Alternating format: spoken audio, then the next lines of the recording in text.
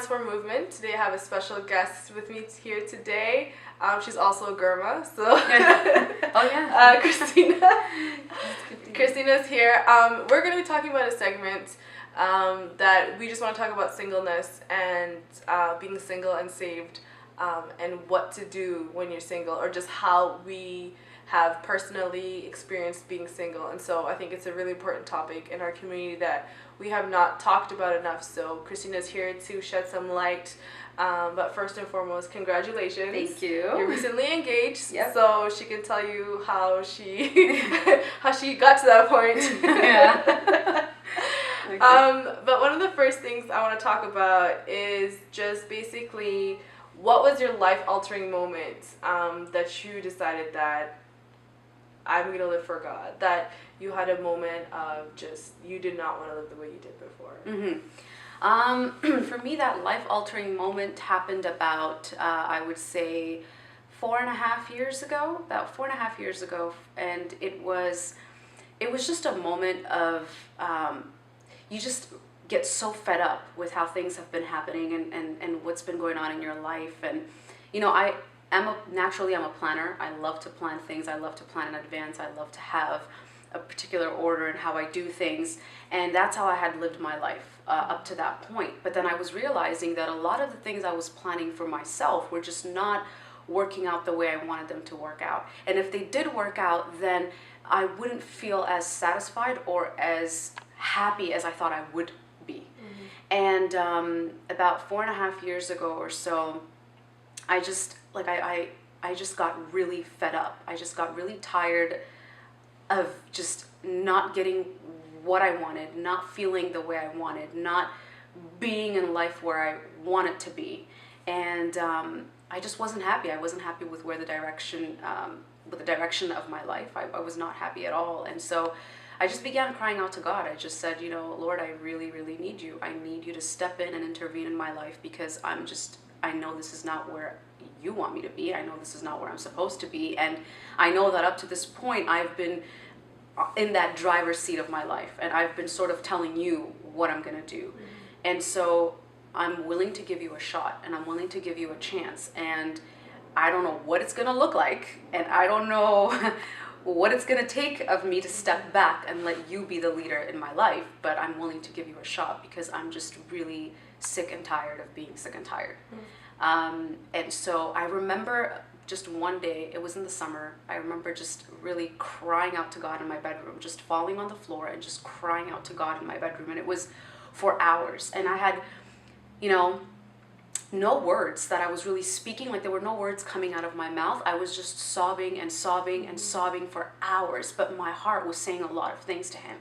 And I was like, Lord, I'm just tired. I'm just tired. I just really need you. I need you to step in, and I need you to just take control. And I was just sobbing for hours and hours and hours and hours. And I remember I remember when I started this in my room, it was like broad daylight. And then I remember getting up and it was just night. Like, I lost track of time. I lost track of everything around me.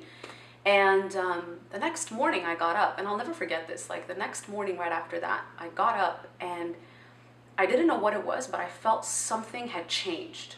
Like, I knew I couldn't see it with my eyes. I don't know what happened during those hours or during that time when I had just cried out to God. I don't know what was going on around me, but something must have been taking place, because I woke up the next morning and I honestly felt like something major had changed, almost as if though, like, just God had turned over a new page, and I felt it, and I felt a sense of strength, a sense of peace, calmness. It was almost as if though I was like encountering his love again, and I was like opening up that door to let him in. Yeah. And it was one of the most intimate moments I've ever had with him. It was in that night, just in brokenness and just desperation. And from that day on, I had to make certain decisions. I had to reevaluate the steps that I was taking in my life. I had to stop and just ask myself, like, okay, like, Christina, you've done all of this up until this point, but where are you going to go next?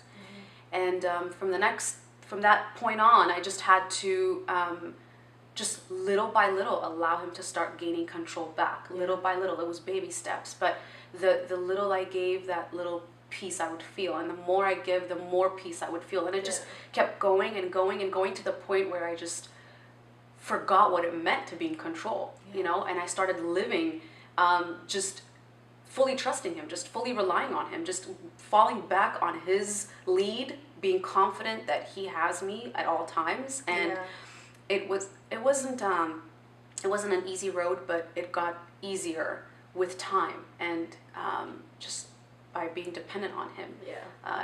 It really helped me to take that one day at a time and move forward. So that was like my life altering like moment. That was the moment where a lot of things for my life, that was actually the day where I feel like where I'm at now and where I've been is a result of that day. That whatever happened in my bedroom floor that night, that day, changed everything that happened from that point on. And it was a beautiful encounter, and till this day, when it gets challenging and tough, I go back and I remember that night.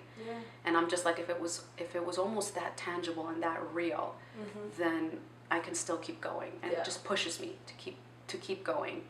So that's like that moment. That's amazing. I mean, it's not like you and we talk a lot, but I feel as though I've seen that transformation in just the way that you also are, the way you carry yourself. And so it's so great to see that just that step of vulnerability and saying, God, I need you, would lead you to just where you are at today, which is, I think, is so amazing. It is. So that encounter, you said that a lot of things started to change step by step. So how would you say that affected your way that you approach singleness, being a single woman?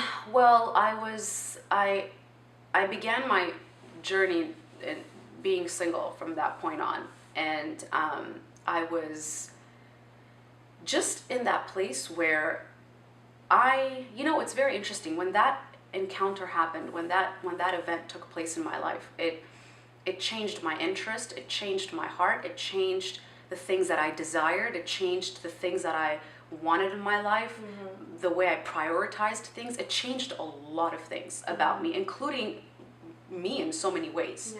And I knew that season was particularly a season for me where I just needed to stay single. I needed to just stay focused.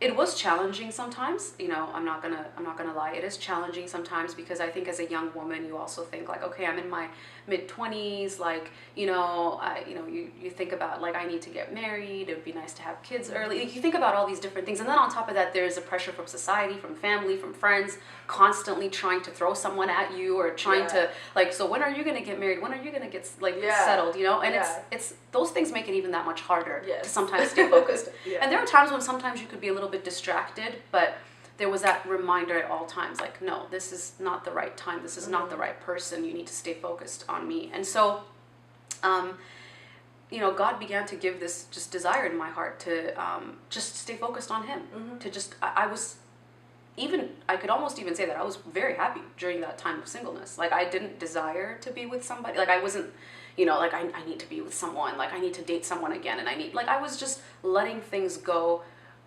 with that flow that he was sort of like giving me. I was just like, I wasn't expecting for something or wanting something. I was open to whatever he was going to bring my way, but I was completely dependent on him during that time. So I spent a few years just being single, and I guess single is another way of just really saying intimate, just more time of intimacy with God. That's really all that was, right? He was my priority. And so during those years, I felt like he really began to shape and mold my character as a woman. Because up to that point, there was a lot of things within me that were broken. There was a lot of things within me that needed to be fixed. There were a lot of parts that needed to be changed within me. And I felt like if that season had not taken place, there wouldn't have been a time for healing, for proper healing, for proper restoration, for that renewal. There wouldn't have been that time. And so during those years, he really taught me a lot about myself. He showed me who I was, and then he showed me who I could be through him.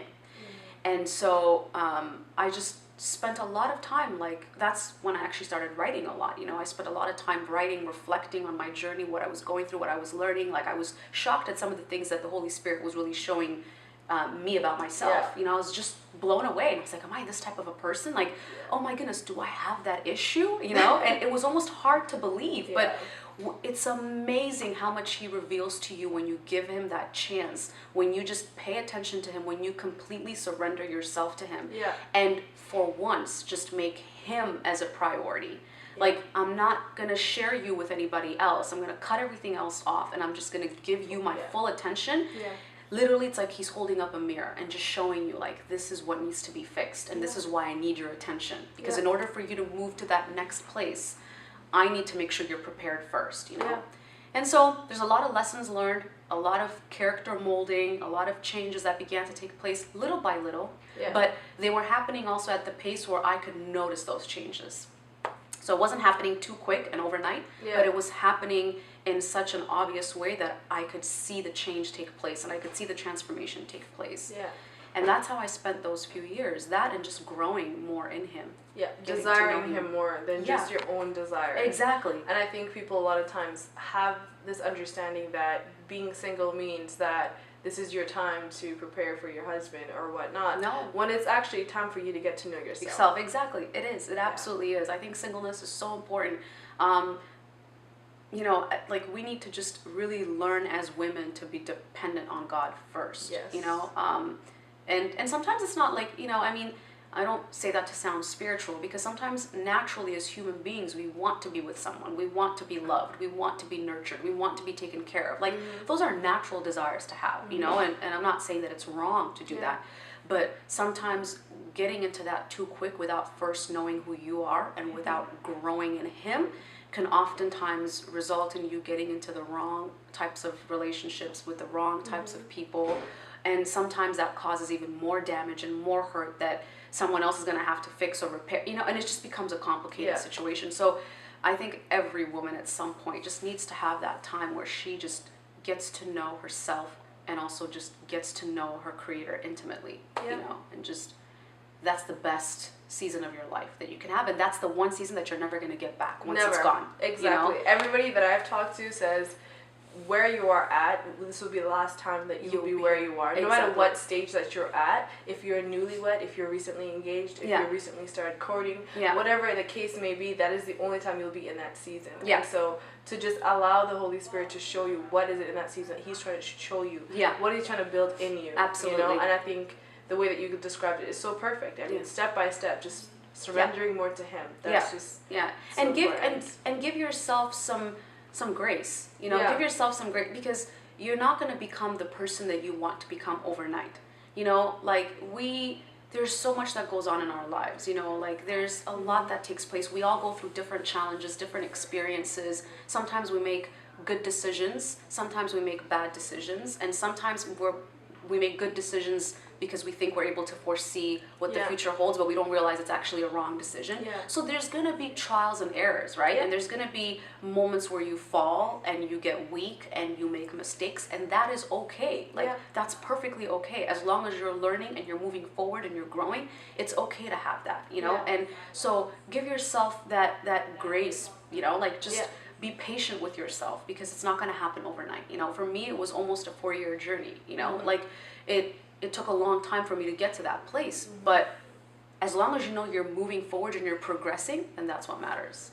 Right. So that's so good. Okay, so I know that you said that you talked about drawing closer to God in your singleness. Drawing closer to Him also means that dealing with attacks. And temptation. And so, how do you deal with temptation? How did you cope with temptation? Maybe you didn't have any, but what would you say to somebody who is kind of in that season of, I'm trying to be for God, but you have all this temptation that you're dealing with? Temptation is going to be a natural part of your journey.